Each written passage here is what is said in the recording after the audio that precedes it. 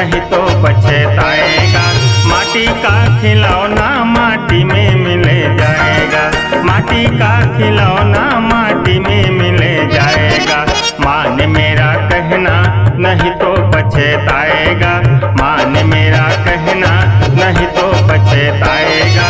माटी का खिलौना माटी में मिले जाएगा, माटी का खिलौना माटी में मिले जाएगा। मान मेरा कहना।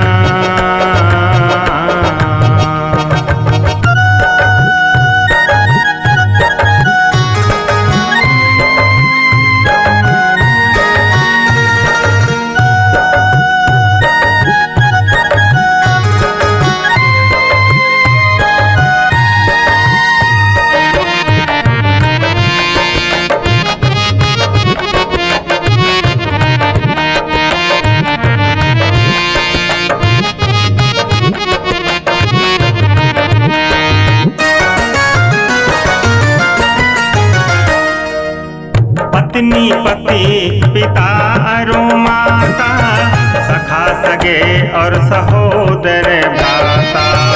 पत्नी पति पिता और माता, सखा सगे और सहोदर भ्राता। पल भर में नाता, पल भर में नाता सभी का छूट जाएगा।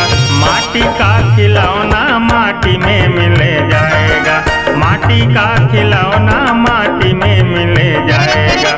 मान मेरा कहना।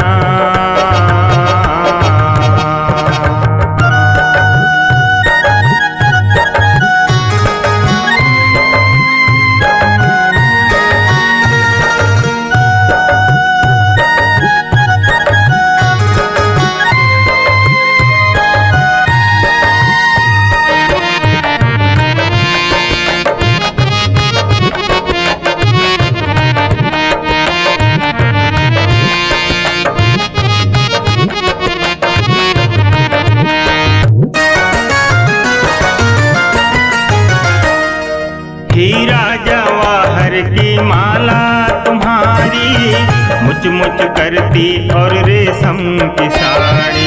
हीरा जवाहर की माला तुम्हारी, मुच मुच करती और रेशम की साड़ी।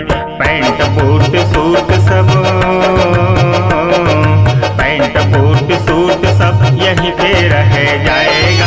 माटी का खिलौना माटी में मिले जाएगा, माटी का खिलौना माटी में मिले जाएगा। मान मेरा कहना।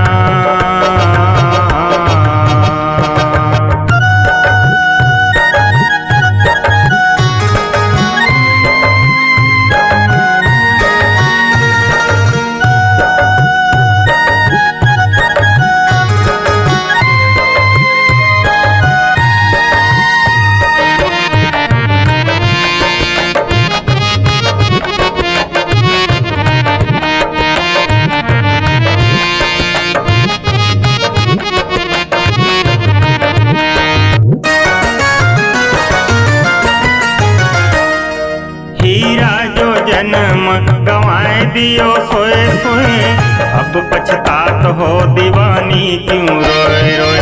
हीरा जो जन्म गंवाए दियो सोए सोए, अब पछतात हो दीवानी क्यों रोए रोए। शिव भक्त ऐसा,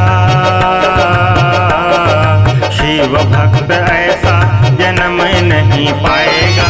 माटी का खिलौना माटी में मिले जाएगा, माटी का खिलौना माटी में मिले जाएगा।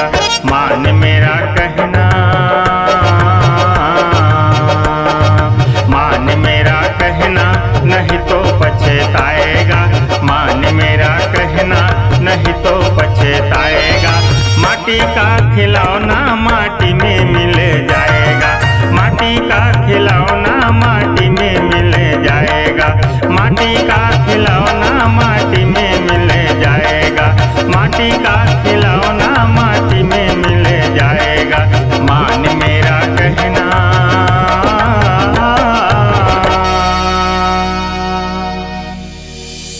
अपनी आवाज को नई पहचान देने पर प्रतिबद्ध। Kanha digital recording studio Dongargaon. Mobile number 7247630881। Kanha digital recording studio Dongargaon.